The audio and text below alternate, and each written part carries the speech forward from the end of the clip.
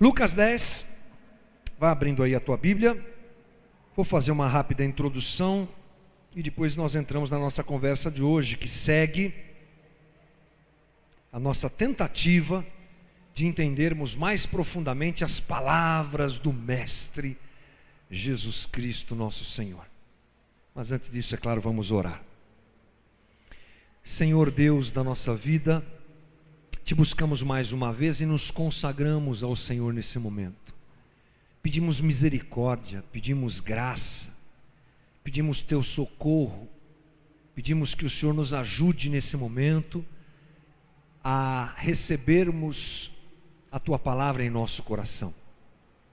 Pedimos ao Senhor que todo empecilho se desfaça, que toda resistência intelectual, carnal, que toda dificuldade de absorver o que o Senhor quer nos ensinar, caia por terra em nome de Jesus. E eu te peço, Senhor, visita as nossas vidas com a tua bondade e a tua graça. Me capacita para conversar com os meus irmãos sobre essas coisas tão importantes e profundas. É o meu pedido e a minha oração em nome de Jesus. Amém. Gente, continuamos falando sobre Jesus atravessando o território samaritano. Jesus envia 72 discípulos para divulgarem e anunciarem a chegada do reino. Esses discípulos voltam e trazem ótimas notícias, estão felizes porque a empreitada que eles fizeram foi muito bem sucedida.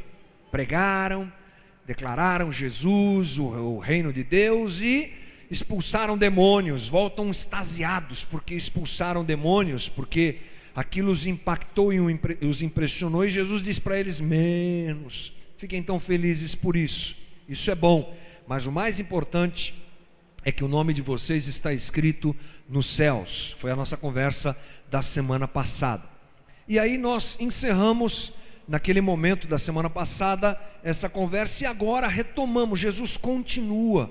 A conversa não para por aí. Há mais um trechinho pequeno antes de nós irmos para a parábola do samaritano, do bom samaritano, que nós vamos conversar semana que vem. Ainda há um trecho e algumas coisas eu acho que importantes para nós aprendermos. O trecho que nós vamos ler é do 21 ao 24. Lucas 10, 21 a 24 diz assim: naquela hora exultou Jesus no Espírito Santo e exclamou: graças te dou, ó Pai, Senhor do céu e da terra, porque ocultaste estas coisas aos sábios e instruídos e as revelaste aos pequeninos. Sim, ó Pai, porque assim foi do teu agrado.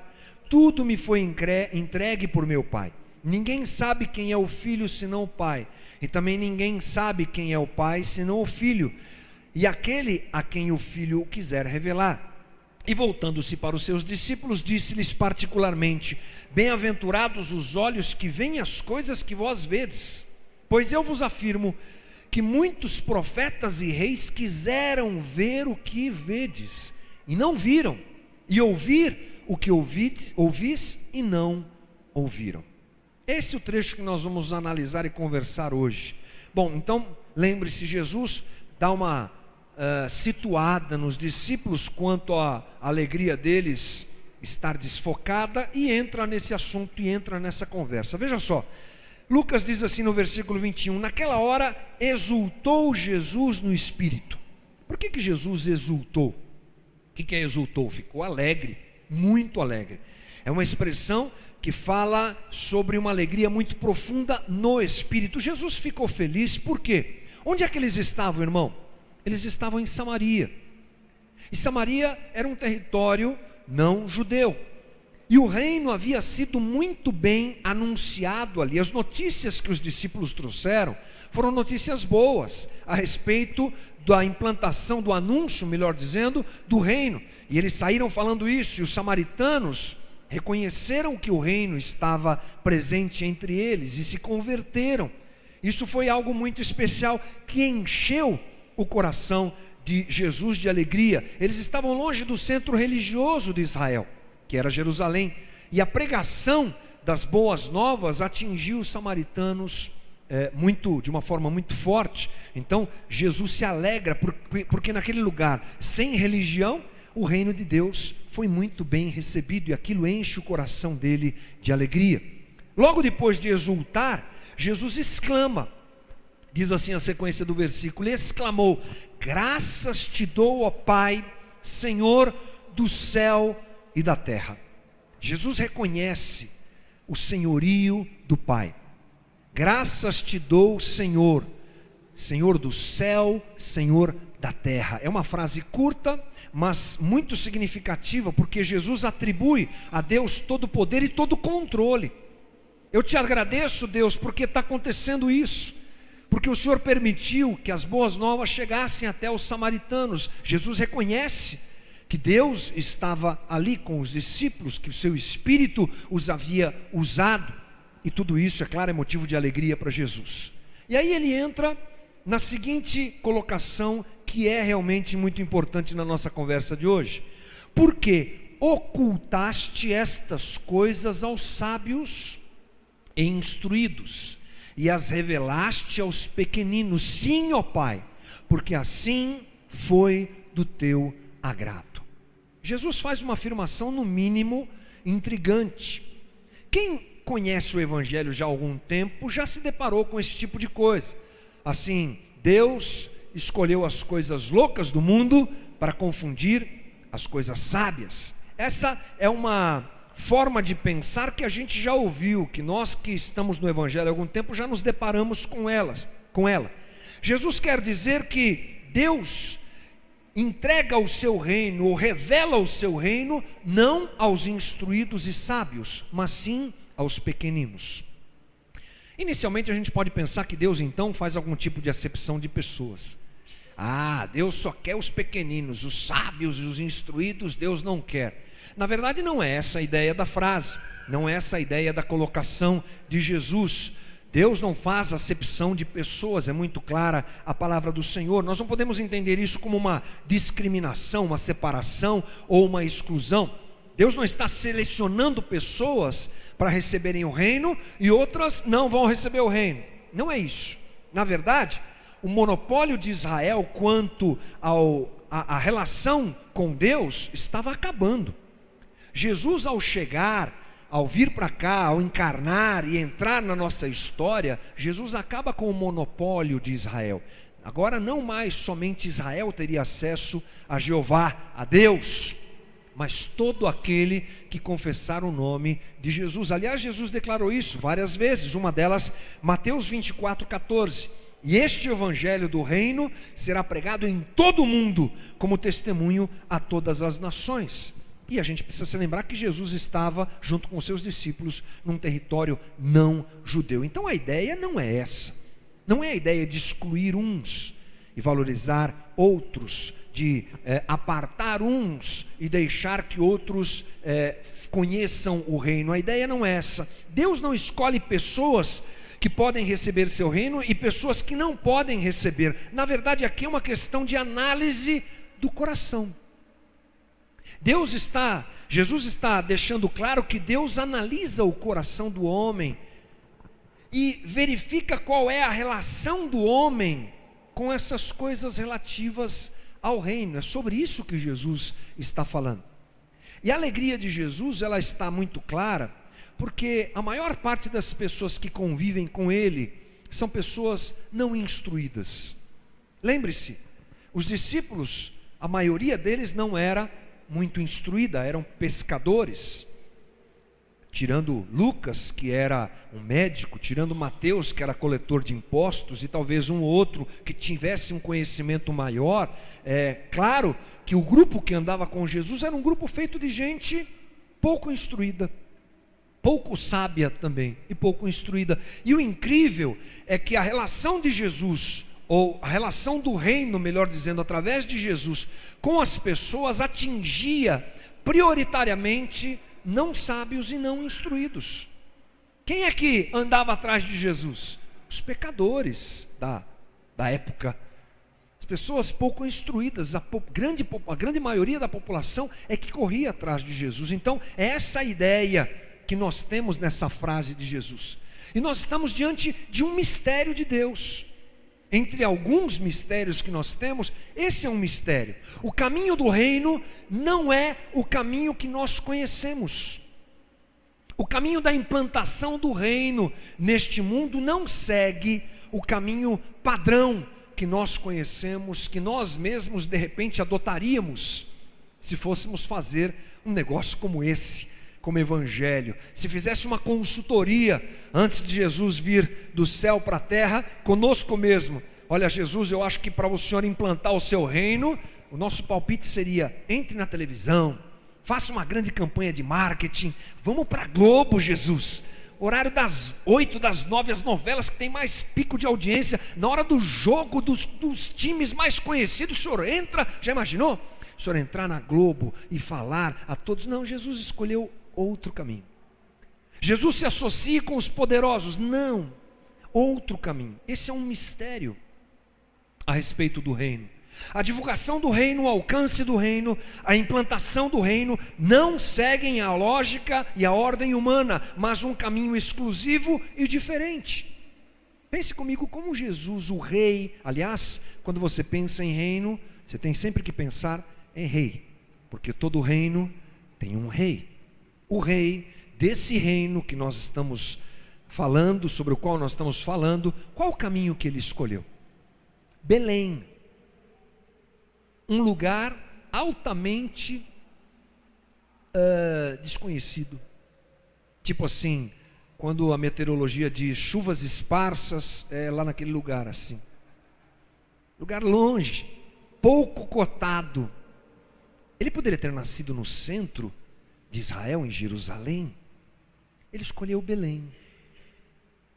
Aliás, nasceu numa estrebaria. Sabe o que é estrebaria? É um nome bonito para curral, para lugar onde se guardam animais. Foi colocado numa manjedoura. Manjedoura é coxo, irmão. É lugar onde os animais comem.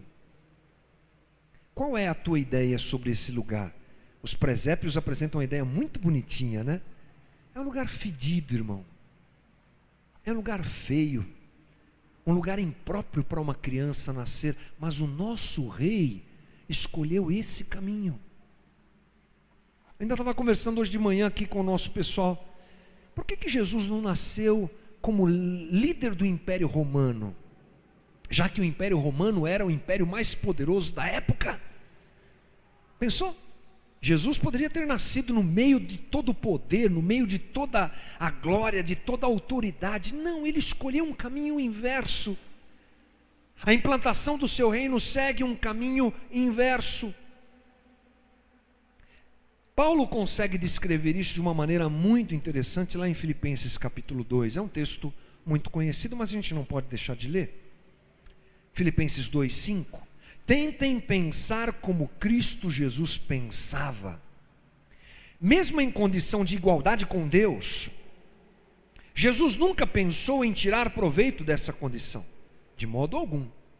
Quando sua hora chegou, ele deixou de lado os privilégios da divindade. Escute isso: deixou de lado os privilégios da divindade e assumiu a condição de escravo. Um Deus que se torna gente escravo, tornando-se humano. E depois disso, permaneceu humano. Foi sua hora de humilhação. Ele não exigiu privilégios especiais, mas viveu uma vida abnegada e obediente, tendo também uma morte abnegada e obediente, e da pior forma, a crucificação. Esse foi o caminho que o nosso rei escolheu para implantar o seu reino. Por que o reino dele seria implantado baseado em outro tipo de situação que não essa? Claro que sim. Deus nos chama para recebermos o reino mediante o entendimento desse caminho contrário ao caminho que o homem naturalmente procura. Veja o que Paulo diz lá em Romanos 1:26. Irmãos, reparai, pois, na vossa vocação, visto que não foram chamados muitos sábios segundo a carne, nem muitos poderosos, nem muitos de nobre nascimento. Pelo contrário, Deus escolheu as coisas loucas do mundo para envergonhar os sábios, e escolheu as coisas fracas do mundo para envergonhar as fortes.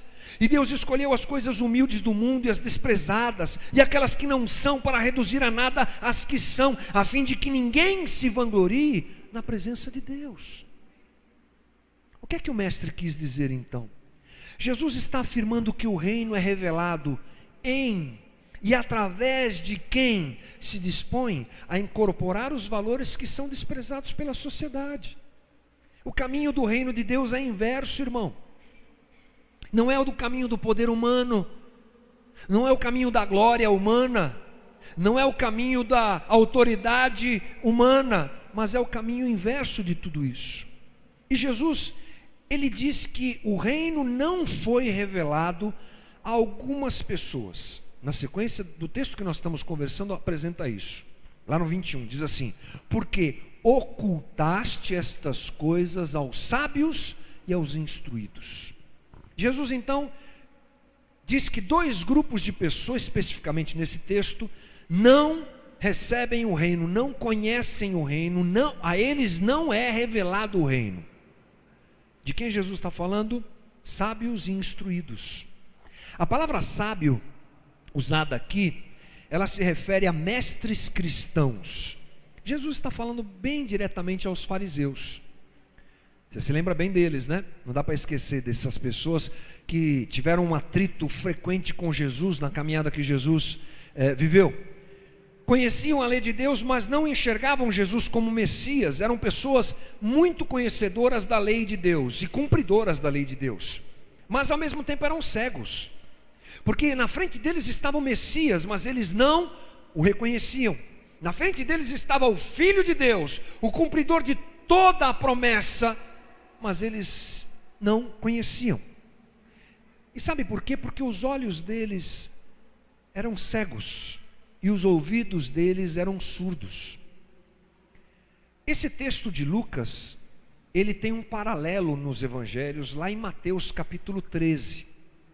E eu quero ler para você o que Mateus fala a respeito dessas pessoas. Ele diz assim, Mateus 13, 14: de sorte que neles, nessas pessoas, se cumpre a profecia de Isaías: ouvireis com os ouvidos e de nenhum modo entendereis, vereis com os olhos e de nenhum modo percebereis.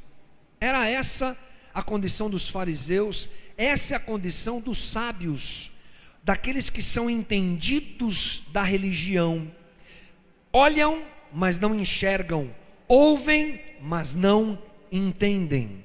Jesus está nos alertando aqui, irmão, a respeito do perigo da religião, que me faz ouvir e não entender, que me faz ver sem que eu consiga enxergar. A religião, ela anda paralela ao reino, ela está presente na história da igreja, ela, posso dizer que é praticamente indissociável, não dá para desassociar uma coisa com a outra, mas ela é um grande perigo para todos nós. E é sobre isso que Jesus está dizendo, sobre aqueles que têm a base da religião na sua vida, parece que conhecem a Deus, estão firmados em cima de formatos, em cima de leis, em cima de preceitos, de valores humanos, que não servem para nada, como Paulo diz, porque olham, mas não enxergam, caminham dentro da religião, mas longe de Deus. Tem aquele hino antigo: tão perto do reino, mas sem salvação, tão perto de Deus, sem Jesus, sem perdão. Ainda bem que eu só toco guitarra, né, irmãos, não canto. Tão perto, mas tão longe, tão envolvido com coisas de religião, tão envolvido com ativismo, tão envolvido com a estrutura, tão envolvido com a instituição, mas não vê Jesus, não ouve Jesus, está longe mesmo estando perto. Então o mestre quer nos dizer que o reino não é revelado em e através de quem se esconde atrás da religião. Quem se esconde atrás da religião não consegue ver o reino. Isso tem a ver com o que acontece com a nossa vida a partir do momento que nós saímos de uma reunião como essa. Nosso amigo Carlos Bregantinho Brega, numa conversa nossa, algum tempo atrás, me disse: que o culto começa depois que termina a celebração. O culto começa depois que a gente acaba isso aqui, ó.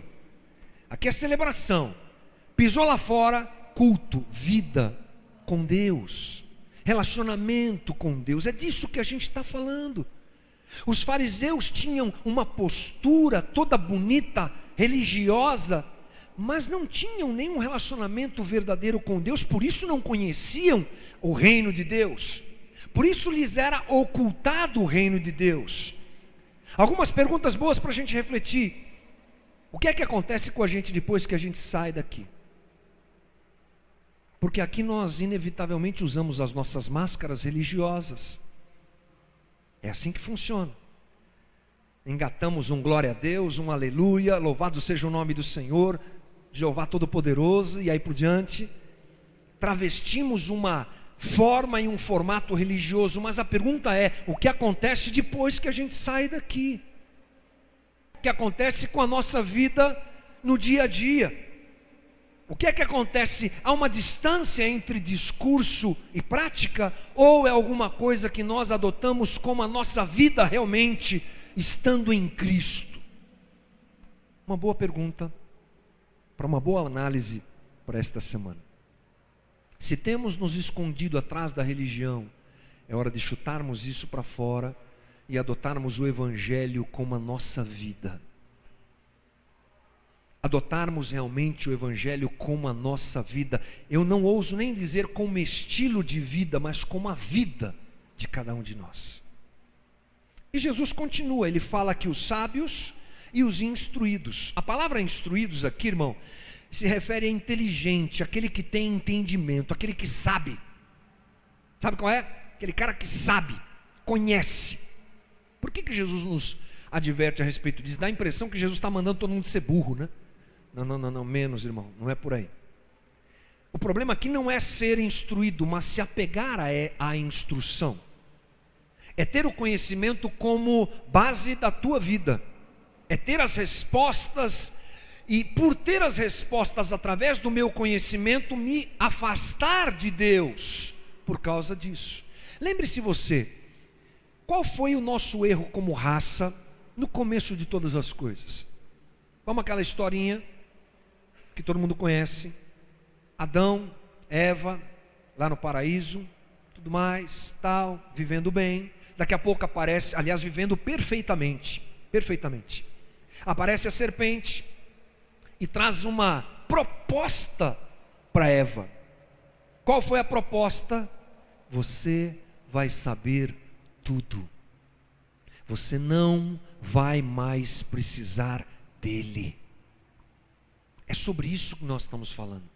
Sobre o entendimento e o conhecimento que nos afasta de Deus. Uma independência que nós adquirimos na nossa caminhada, baseados na nossa força pessoal, nos nossos valores pessoais. Aliás, tudo isso é muito valorizado hoje. Você consegue, você pode, vai, se levanta, vai na tua força mesmo, e você vai conseguir. São discursos de autoajuda, mais discursos de autoajuda, livros de autoajuda. Você pode, você não precisa de ninguém, o sucesso está dentro de você. E a gente vai acreditando, tomando isso para nós e fugindo de Deus, e comendo do fruto proibido que nos afasta de Deus. É sobre isso que Jesus está falando. O mestre quer nos ensinar alguma coisa a respeito disso, que o reino não é revelado em e através de quem acha que sabe alguma coisa. É isso. É uma postura de discípulo de talmidim constante. É uma postura de dependência constante. É para isso que Jesus está nos apontando. É uma postura de: Senhor, me ajuda mesmo.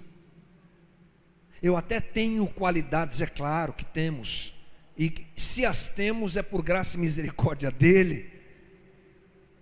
Mas quando essa ruptura entre nós e o Senhor, causada por esse engano que o diabo semeia no coração da gente, surte efeito, a gente se distancia do reino, a gente foge do reino, a gente se afasta do reino, a gente se perde. É aquela disposição de gente que tem a disposição, melhor dizendo, de aprender todo dia e de colocar em prática todo dia aquilo que aprendeu. É dessas coisas que nós então precisamos fugir. Mas Jesus diz que o reino é revelado a um outro grupo. Olha que bacana, no versículo 21 ainda, nós estamos lá. E as revelaste aos... O que é que está escrito na tua Bíblia aí? Hã? Fala mais alto aí, irmão, que eu quero ouvir. Pequeninos, qual outra versão que você tem aí? Tem alguma outra versão, algum outro tipo de situação aí na tua Bíblia? Só pequeninos? Todo mundo aqui está pequeninos? Oi? Criancinhas aí, tá vendo? Mas algum? Muito bem, pequeninos, criancinhas. O termo aqui é esse mesmo, népios, infante, criancinha, imaturo, inexperiente. Olha que coisa interessante, o reino não é revelado aos sábios. O reino não é revelado aos sábios, não é revelado aos instruídos, é revelado aos imaturos, inexperientes, crianças. Isso é alguma coisa para a gente pensar.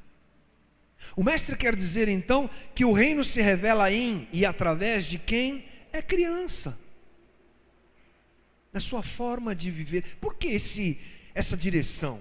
Eu não tenho dúvida de que porque nas crianças nós encontramos algumas coisas que nos adultos nós não encontramos. Não é verdade? Sinceridade, transparência, facilidade de mudar, umas outras coisas que a gente vai falar daqui a pouco, que são impressionantes. Então Jesus nos aponta para isso, para esse caminho. Criança em que aspecto? Criança, por exemplo, que não tem dificuldade em assumir seus erros. Criança que não tem dificuldade de dizer: puxa vida, não consigo, não sou perfeito. Eu até gostaria, mas não sou perfeito. Eu até gostaria, mas é meu limite, não consigo. O que acontece é que a sombra da imperfeição muitas vezes nos assusta, nos incomoda. Nós somos cobrados e a sociedade que nós vivemos nos massacra. Fala sério. Você tem que ser bom, você tem que ser perfeito, você tem que ser o cara. A gente vive num mundo fake. No Facebook, as fotos que a gente coloca sempre são as mais legais. Aquelas bem chulé a gente nunca põe, né? Quando você está com aquela espinhona na cara, você não vai pôr a foto lá. Está com o cabelo meio desarrumado. A gente sempre... E tem o mundo do glamour, o mundo fake, que tudo é perfeito. Angelina Jolie, Brad Pitt, uau, que incrível. Os artistas, os atores, o pessoal da Globo, agora a Globo em HD, eles têm uma pele tão incrível, eles são geniais, como eles são perfeitos. Fake, irmão. Fake, mentira. Nós adotamos uma postura que nos afasta do reino, porque o reino se abre e se revela a quem tem a simples capacidade de dizer: puxa, não sou perfeito, errei, mas vamos embora. Eu sei que Deus me perdoa, me ajuda e eu vou continuar caminhando. O mundo, o reino, melhor dizendo, se revela aquele que não tem dificuldade de mudar de postura. Constatou imperfeição, constatou erro, opa, estou mudando de caminho rapidinho. E a gente também tem muita dificuldade em relação a isso. É ou não é, irmão? É. Às vezes por conta de um orgulho que nos impede de admitirmos que somos imperfeitos, esse mesmo orgulho nos coloca numa cilada, numa sinuca de bico, como a gente fala, num beco sem saída, porque nós temos dificuldade de assumir os nossos erros, e quando o reconhecemos, às vezes até mesmo sabendo que estamos errados, continuamos andando naquele caminho. Não é só a detecção da imperfeição, mas a capacidade de mudar de rumo. Deus espera isso de nós. Estou errado, simples assim, vamos mudar. Às vezes eu sei que é difícil, espera aí, baixa, menos, é difícil, dói, a gente luta com a gente mesmo, Mas poderíamos fazer essas coisas de uma forma muito mais simples, nos ajudando, buscando ajuda, pedindo socorro e tendo a capacidade de mudar de atitude quando a gente reconhece que está errado. Desmontando o nosso orgulho e parando de ter medo do que os outros vão pensar. Isso nos rouba tanto, gente. O que é que vão pensar se eu agora mudar? O que é que vão pensar se agora eu admitir meu erro? O que é que vão dizer? Qual vai ser a fofoca lá na igreja? Ai, todo mundo vai dizer. Uma preocupação com homens, muito poucos preocupados com Deus. Sermos crianças no aspecto de admitirmos as nossas fraquezas, admitirmos os nossos limites, admitirmos a nossa fragilidade, admitirmos as nossas limitações. Sermos crianças, aquelas que não têm dificuldade em assumir o seu limite, reconhecer que não consegue amar como deveria, reconhecer que não consegue perdoar como deveria, reconhecer que não tem capacidade de andar com tal pessoa como deveria, reconhecer que precisa de ajuda. É disso que nós estamos falando, dessa facilidade em reconhecer os nossos próprios limites. O reino de Deus se revela assim. Aqueles que são menos, aqueles que entendem que são menos, que estão prontos a servir, que estão prontos a mudar de vida, que estão prontos a encontrar o caminho do Senhor. No reino de Deus, irmão, menos é mais. No reino de Deus, ser criança é legal. No reino de Deus, admitir seus erros é bom. Você vê que é tudo na contramão, por isso que é um mistério meio maluco para a gente entender, mas é isso. O Evangelho como um reconhecimento, como um instrumento para nós reconhecermos nossos limites e nos apegarmos na cruz, nos apegarmos no sacrifício de Jesus. Jesus, no versículo 22, faz uma declaração da relação dele com o Pai, que aliás os estudiosos dizem que é uma declaração bem joanina, se referindo a João, porque João é que tem essas coisas no livro dele, esse tipo de declaração.